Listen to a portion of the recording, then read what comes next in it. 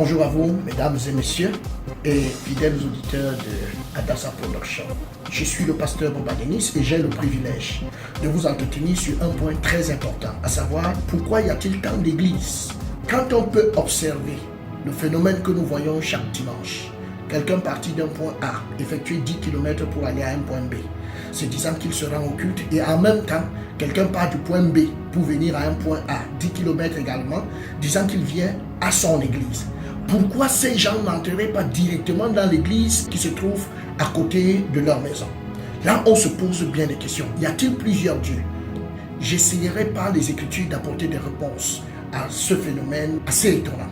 Alors, le premier texte que je voudrais que nous lisions ce matin, que je veux partager avec vous, c'est celui-ci. Matthieu 7, verset 21 nous dit: ceux qui me disent Seigneur, Seigneur n'entreront pas tous dans le royaume des cieux, mais celui-là seul qui fait la volonté de mon Père qui est dans les cieux. Cela veut dire très clairement qu'il y a plusieurs personnes qui disent Seigneur, Seigneur, mais en fait toutes les personnes qui disent Seigneur, Seigneur n'entreront pas dans le royaume de Dieu. En faisant quelques recherches, on peut se rendre compte qu'en réalité, on a environ 1,5 milliard de personnes sur la planète qui sont appelées musulmans.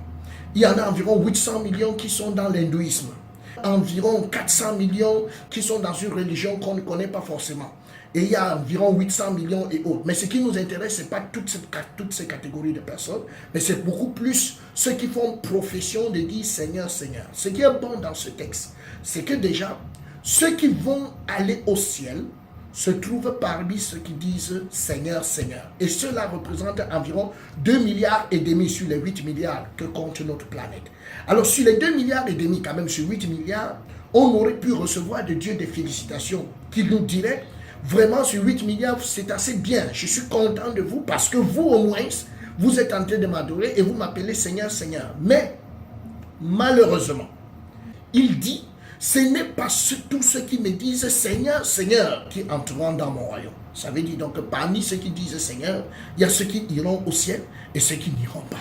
On peut donc se rendre compte également, en lisant Jérémie, chapitre 5, verset 2, que le tout ne se trouve pas parce que nous disons Seigneur, Seigneur. Celui qui dit Seigneur, Seigneur, est-ce que dans son cœur, il est vrai? Parce que Jérémie 5, verset 2 nous dit, même quand ils disent l'Éternel est vivant, c'est faussement qu'ils jurent. C'est-à-dire que l'Éternel est vivant est une phrase vraie, mais c'est faussement qu'il parle. Donc c'est le gars qui est faux. En fait, c'est sa foi qui est fausse.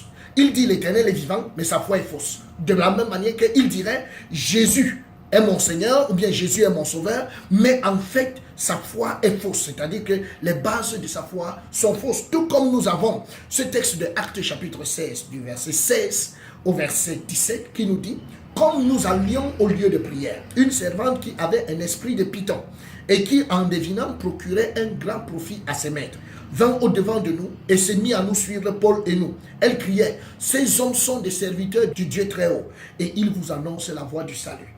Alors cette femme proclame que Paul et Silas annoncent la voie du salut. Ce qu'elle a dit, c'est vrai. Mais nous voyons avec le verset 16 qu'elle a un esprit de python. Donc un esprit de python qui dit la vérité. Alors si nous avons un esprit de python qui dit la vérité et le Saint-Esprit qui dit la vérité, comment pourrions-nous faire la différence? Donc le tout n'est pas la déclaration que nous sortons, mais le fondement sur lequel on se tient.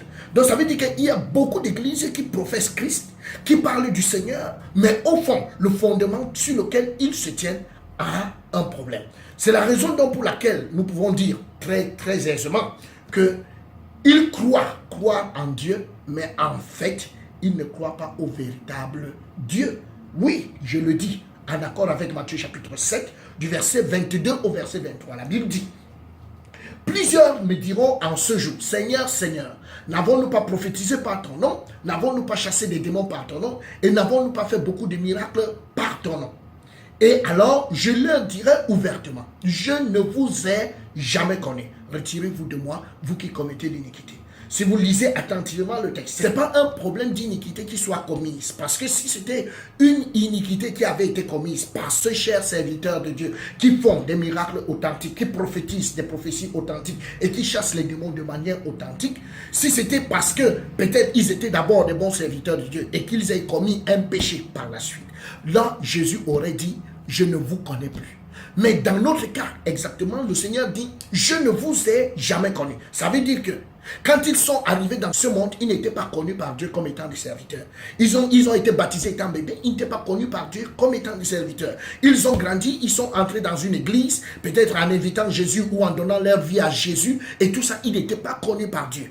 Ils sont entrés dans des écoles bibliques, ils ont obtenu que ce soit des licences en théologie ou bien des doctorats en théologie. Ils sont ressortis mais n'étant pas connus de Dieu. Et ils ont été sans doute consacrés mais n'étant pas connus de Dieu. Et après, ils ont ouvert leur propre église où ils ont commencé à chasser les démons mais n'étant pas connus de Dieu. Alors, à leur mort, ils rencontrent donc le vrai Seigneur qui leur dit « Je ne vous ai jamais connu ». Alors, ce qui est clair, c'est qu'ils servaient Dieu, mais un autre Dieu, mais pas le vrai Seigneur. C'est pour ça que le Seigneur a donc dit, ce n'est pas parce que vous me dites Seigneur, Seigneur. Est-ce que quand vous dites Seigneur, est-ce que c'est du vrai Seigneur dont vous parlez? Parce qu'en réalité, il existe plusieurs dieux et plusieurs seigneurs tels que je m'avais vous présenter dans ce texte de 1 Corinthiens chapitre 8, verset 5. La Bible dit, car s'il est des êtres qui sont appelés dieux, soit dans le ciel, soit sur la terre, comme il existe réellement plusieurs dieux et plusieurs seigneurs. Donc il y a plusieurs dieux et plusieurs seigneurs. C'est la raison pour laquelle il y a effectivement plusieurs églises, parce que chaque église a son Dieu. Et vous pouvez bien l'observer clairement. S'ils avaient le même Dieu, il se serait facile pour des églises de se jumeler. Mais les églises ne peuvent pas se jumeler. Donc chaque église a son Dieu, comme il existe en réalité plusieurs dieux et plusieurs seigneurs. Donc on s'en va donc se poser la question, vous croyez à quel Dieu? Ça, c'est ce qui est très important pour nous, de commencer à réfléchir là-dessus. Oui, c'est vrai, vous allez me dire que, mais est-ce que tout le monde a des statues, comme le dit dans le livre, c'est écrit dans le livre d'Exode 20? Non. On peut avoir des dieux, mais on n'a pas forcément ces dieux comme des statues, ou bien qu'on essaie de prier, ainsi de suite. Mais Ézéchiel 14, verset 3 nous dit, « Fils de l'homme, ces gens-là portent leurs idoles dans leur cœur. Et ils attachent les regards sur ce qui les a fait tomber dans l'iniquité.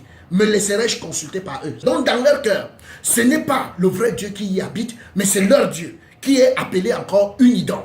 Comment ils se comportent, ça je ne sais pas. Donc, ce qui fait qu'on a un problème de Dieu en quoi on croit, qui se trouve logé dans notre cœur. Bon, pour certains, ils ont évolué en faisant sortir ce Dieu sous forme de statue ou bien sous forme de totem. Mais chacun a son Dieu. Et chaque église a son Dieu. Et dans chaque église, donc, se rencontrent les gens qui ont à peu près le même style de Dieu. Parce que lorsque un fidèle croit en un autre Dieu que celui qui est dans cette église, directement vous entendez qu'il a créé son ministère. C'est parce qu'il est parti de là, parce qu'il vient de changer de Dieu. Jean chapitre 17, verset 3 nous dit, « Or, la vie éternelle, c'est qu'ils te connaissent. Qui? Toi, le seul vrai Dieu, et celui que tu as envoyé, Jésus-Christ. » Parmi tous les dieux qui existent, il y a le seul vrai Dieu. Et pour avoir la vie éternelle, il faut le connaître. Et si vous ne connaissez pas le seul vrai Dieu, c'est un gros problème. Et deuxième des choses, le seul vrai Dieu va vous indiquer celui qu'il a envoyé, Jésus-Christ. Donc, comme on a vu plus haut, chaque Dieu a son Seigneur. Donc ça veut dire que même le seul vrai Dieu a son Seigneur. Et le seul Seigneur aussi, même les autres seigneurs, eux-mêmes s'appellent Jésus. C'est pas parce que vous avez dit je crois en Jésus que vous avez bien parlé. Jésus n'est qu'un nom. Pourquoi? Dans 2 Corinthiens chapitre 11 verset 4, car si quelqu'un vient vous prêcher un autre Jésus, donc il existe un autre Jésus, dit, comment faites-vous donc pour savoir votre foi, c'est sur quel Jésus? Le vrai ou bien l'autre? Vous pouvez vous rendre compte que si vous croyez en un autre Jésus, l'autre Jésus, en accord avec ce verset, vous donne droit à un autre esprit qui n'est pas l'esprit de Dieu. Et ceci est véhiculé par un autre évangile. C'est-à-dire qu'un autre évangile vous donne droit de croire à un autre Jésus qui vous permet d'avoir un autre esprit, qui pourtant chasse bien les démons, parle en langue et fait beaucoup de choses. Donc vous comprenez tout de suite que nous avons un problème. Et notre problème se situe entre le contenant et le contenu. Dieu, c'est un contenant. Jésus, c'est un contenant. Mais maintenant, il est question du contenu. Comme un petit exemple que je peux vous donner. Si une enseignante dans le primaire demande à ses élèves, dites, papa, je t'adore, papa, je t'aime. Ils vont tous dire, papa, je t'adore, papa, je t'aime. Mais maintenant, allez voir dans la tête de tous ces enfants. Chacun, en ce qui concerne le mot papa, et il y a ce à quoi il fait référence. Et tous les élèves dans cette classe prononcent la même chose, mais ils ne croient pas. En fait, il ne s'agit pas du même individu, parce que chacun là a son papa. Et c'est la même chose en ce qui concerne Dieu. Dans une église de 1000 membres, tout le monde dit Dieu je t'aime, Dieu je t'adore. Mais en fait, chacun donne un contenu à ce Dieu. Et c'est ce contenu qui est le problème. C'est ce problème de contenu. Quand quelqu'un dit Jésus, Jésus c'est un contenant, c'est un nom. Il y a des gens qui s'appellent Jésus même dans ce monde. Hein? Jésus c'est un nom, c'est un contenant. Mais maintenant, il est question du contenu. Comment donc avoir le vrai contenu? Or, quand vous n'avez pas le vrai contenu, le diable vous met le contenu. En fait, c'est lui qui s'installe. Parce que vous n'avez que la coque et lui, il est installé. Et vous croyez que vous adorez Jésus, mais au fond, c'est le diable que vous adorez en l'appelant Jésus, parce que lui-même, il se présente en ange de lumière. Il entre dans le contenant Jésus et il s'installe et vous commencez à le servir et à l'adorer. Donc, notre problème se situe à ce niveau. Ce qui est à l'origine de tout ça, en accord avec Matthieu 22, verset 11, laissez-moi vous le dire. Le roi entra pour voir ce qui était à table. Et il aperçut là un homme qui n'avait pas revêtu un habit de noces. Et il lui dit, mon ami, comment es-tu entré ici sans avoir un habit de noces? Cet homme eut la bouche fermée. Alors le roi dit au serviteur, liez-lui les pieds et les mains et jetez-le dans les ténèbres du dehors où il y aura des pleurs et des grincements des dents. En Israël, il y avait une coutume. Si vous allez à un mariage, c'est le marié qui coud des habits. Et quand vous arrivez à la salle de banquet, juste à l'entrée, vous allez trouver qu'il y a un vestiaire. Vous entrez, vous échangez et on vous donne l'habit de cérémonie. Parce qu'il n'y a qu'une seule porte pour entrer dans la salle de banquet. Et tout le monde qui doit entrer dans cette salle devrait passer par cette porte. Et quand il passe par cette porte, il revêt un habit. Alors, si quelqu'un se trouve à l'intérieur et qu'il n'a pas l'habit de noces, ça veut dire qu'il n'est pas passé par la porte. De même, je puis vous dire, si vous-même vous avez fermé votre porte et vous sortez pour aller vous promener, et le soir vous revenez, vous vous rendez compte que la porte est fermée, mais il y a la musique qui joue à l'intérieur et il y a la lumière. Vous regardez, votre porte est fermée, la porte avant et la porte arrière sont fermées, vous guettez par les nacos et vous voyez deux personnes qui sont en train de laver votre sol. Laver le sol n'est pas mauvais. L'autre est en train de suer le plafond. Et suer le plafond, ce n'est pas mauvais. Le problème se trouve dans comment est-ce qu'ils sont entrés. En fait, c'est comment est-ce qu'ils sont entrés qui va déterminer là où ils vont finir. Pourquoi? Parce que comment se fait-il qu'ils se trouvent dans votre maison alors que la porte est fermée? Alors automatiquement, ils sont appelés des voleurs et des brigands. Comme le dit Jean chapitre 10, verset 1. Celui qui n'entre pas par la porte, mais qui y monte par ailleurs, est un voleur et un brigand. Donc ça fait donc dire qu'aujourd'hui, nous avons plein de voleurs et de brigands qui sont donc en train de servir le Seigneur et qui sont même les fondateurs de certaines églises. Ce sont des voleurs et des brigands. C'est-à-dire qu'ils sont mal entrés dans la maison de Dieu et étant mal entrés en tant que voleurs et brigands, ils ne peuvent pas recevoir l'Esprit de Dieu, ils ne peuvent pas servir le vrai Seigneur, alors automatiquement ils sont attachés à un autre Dieu. Et ceci fait en sorte que cela soit considéré comme étant des voleurs et des brigands. Et en tant que voleurs et brigands, ils ne peuvent pas aller au ciel. Alors, comment quelqu'un peut donc devenir chrétien? Comment est-ce qu'on peut résoudre cette affaire? Nous devons rentrer au fondement parce que la parole de Dieu est le testament. J'aurai l'occasion de vous en parler lors d'une de mes sessions. Alors, la parole de Dieu sur le testament. Et le testament dit quoi? Éphésiens chapitre 2, verset 8. Car c'est par la grâce que vous êtes sauvés, par le moyen de la foi. Et cela ne vient pas de vous, mais c'est le don de Dieu. C'est par la grâce que vous êtes sauvés. Ça, la grâce vient de Dieu. On ne discute pas là-dessus. Mais la Bible explique par le moyen. Par quel moyen? C'est par le moyen de la foi. Et la Bible met point. Ce n'est pas écrit par le moyen de la foi plus la prière. Ce n'est pas écrit par le moyen de la foi plus la confession. Ce n'est pas écrit par le moyen de la foi plus lever les mains, fermer les yeux, prier après moi. Ce n'est pas ça. C'est écrit par le moyen de la foi. Alors, si quelqu'un ajoute immédiatement, il croit à un autre Dieu. Parce que cette parole que nous avons qui est la Bible est la parole du seul vrai Dieu. Alors si tu l'ajoutes, ça veut dire directement que tu crois à un autre Dieu. Alors, la foi vient d'où? La foi vient de ce qu'on entend. Et ce qu'on entend vient de la parole de Dieu. La foi vient. La foi vient. Ça veut dire que ça sort de quelque part pour entrer chez toi. Ce n'est pas que c'est toi qui fabriques la foi. Un homme ne peut pas fabriquer la foi. Donc ça vient. Ce n'est pas en fermant les yeux et en essayant de serrer les dents que la foi vient. La foi vient de ce qu'on entend. Donc ça veut donc dire quoi? On est sauvé en écoutant la parole. 1 Corinthiens chapitre 1 verset 21. Car puisque le monde avec sa sagesse n'a point connu Dieu, dans la sagesse de Dieu, il a plu à Dieu de sauver les croyants par la folie de la prédication. Et Jacques 1,18 nous dit qu'il nous a engendrés selon sa volonté par la parole de vérité. Donc on est sauvé pendant la prédication. Oui, on est sauvé pendant la prédication. Pourquoi? Vous-même vous savez l'histoire de Corneille. Il a eu une vision. Corneille. Et dans la vision, l'ange lui a dit, va chercher Pierre. Dans Acte 11, verset 14, cherche Pierre qui te dira les choses par lesquelles tu seras sauvé. Et quand Pierre est arrivé, il a commencé à dire et à proclamer les choses par lesquelles il devrait être sauvé. Donc c'était le sermon. Et Acte 10, 44 nous dit, comme Pierre prononçait encore ces mots, ça veut dire qu'il était encore en train de parler, le Saint-Esprit descendit sur tous ceux qui écoutaient la parole. Donc on est sauvé pendant la prédication, parce que être sauvé, c'est recevoir le Saint-Esprit. Alors si quelqu'un a reçu le Saint-Esprit avant la prédication, ou bien après la prédication, en levant les mains, en répétant après moi, par imposition des mains, il est complètement à côté. En fait, il sert un autre Dieu. Et il va finir en enfer avec celui qui lui fait ça. Nous avons donc besoin de retourner au fondement. La Bible dit clairement dans Jean 1, je ne vous apprends rien, du verset 1 au verset 3. Il dit, toutes choses ont été faites par elle. Donc, même le salut d'un homme ne peut se faire que par la parole. Et comme ça doit se faire par la parole, écoutez ce que le Seigneur dit dans Jean 17, verset 8. Car je leur ai donné les paroles que tu m'as données et ils les ont reçues. Et ils ont vraiment connu que je suis sorti de toi et ils ont cru en toi. Donc, remarquez ceci. Au départ, Jésus dit, je leur ai donné les paroles que tu m'as données. Donc, Dieu lui-même, dans l'Ancien Testament, travaillait par la parole. Et c'est pour ça qu'on pouvait entendre ainsi par l'Éternel. Quand Jésus est venu dans ce monde, il a remis toutes choses à son fils Jésus. C'est pour ça qu'on n'a plus entendu ainsi parler l'Éternel. C'est pour ça que c'est quand même malheureux. Quand de nos jours, on peut encore entendre des gens se situer à ainsi par l'Éternel. Pourquoi? Pourtant même qu'à l'époque de Jésus, ainsi par l'Éternel s'était arrêté.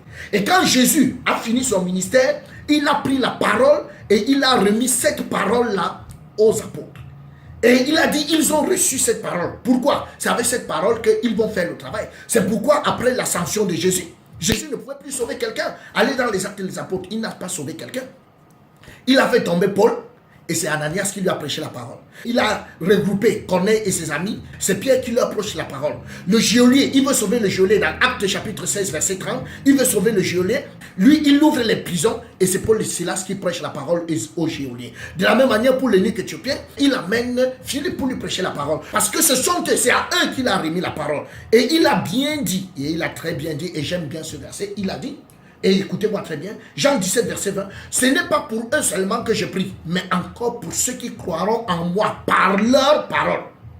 Donc, il enlève ici le fait qu'il n'a pas dit pour ceux qui croiront en moi, par moi, ou bien par ma prédication. Il dit non, ceux qui croiront en moi, ce sera par leur parole. C'est-à-dire qu'on est sauvé pendant la prédication par la parole que les apôtres vont prêcher en ce moment. Et Jean 17, verset 21 dit, afin que tout soit un. C'est-à-dire que pour qu'ils soient un, tous doivent croire en moi par les paroles. Et c'est dégueulasse aujourd'hui, chers auditeurs, de pouvoir se rendre compte qu'un pasteur ou bien un prêtre, il est né de nouveau par une vision. De la même manière que les mains ici, dans la zone de l'ouest, comment on appelle ça, de l'ouest du Cameroun, eux-mêmes ils ont des visions. Il est né de nouveau par une vision. Comment peut-il naître de nouveau par une vision? Alors que Jésus dit, ils naîtront de nouveau par leur parole. C'est-à-dire que par la prédication des disciples. Ils sont nés parce qu'ils dormaient et puis quelque chose est apparu. Tout ça, c'est à l'origine de tous ces dieux. Et ce sont ces dieux qui se manifestent de cette manière. Mais les vrais enfants de Dieu naissent de nouveau pendant la prédication.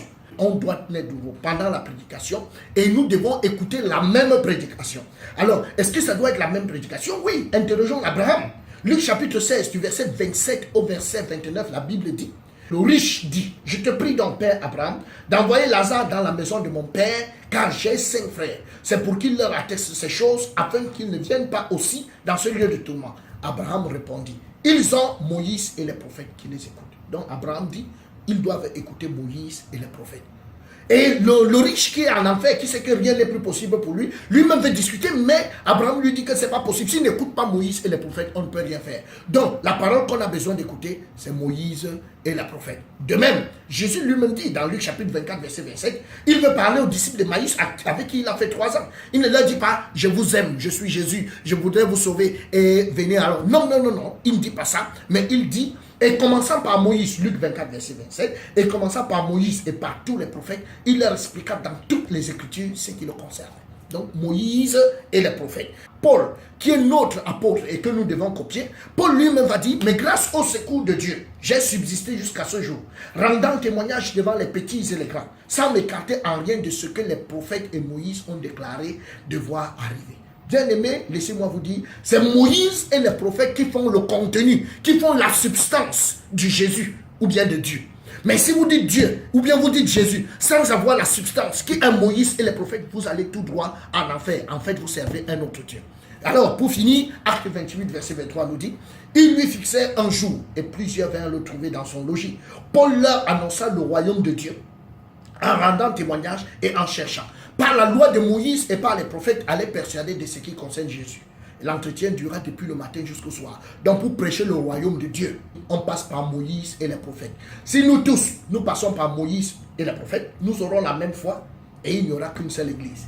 Mais si on ne passe pas par Moïse et les prophètes, il y aura effectivement plusieurs autres églises en accord avec les autres dieux, puisque les autres dieux n'ont pas fait leur Bible pour expliquer comment eux, c'est-à-dire comment tu peux devenir leur membre. Donc, ils peuvent apparaître en vision, ils peuvent donner une sensation, tu peux venir par la prière et tout. En fait, là-bas, c'est le hangar. Vous pouvez entrer par n'importe quel point que vous voulez. Mais l'église est la maison de Dieu et on doit passer par la porte et la porte qui est étroite. Donc, mes chers amis, allez voir votre leader et dites-lui, pour votre salut, qu'il vous explique Moïse et les prophètes. Et sachez que ça part du matin jusqu'au soir. Qu'il ne vous dise pas que non, il peut vous dire ça en quelques mots. Ce n'est pas biblique. Vous allez me dire que le bandit à la croix, est-ce qu'il a écouté du matin jusqu'au soir? Oui, moi-même je vous dis que est-ce que Jésus a prêché à la croix? Il n'a pas prêché à la croix. Mais il a dit quand tu seras dans ton royaume, comment le bandit sur la croix a-t-il su que Jésus avait un royaume? Donc mes chers amis, nous avons tous besoin d'écouter Moïse et les prophètes. C'est une urgence. Auquel cas, vous finirez en fait.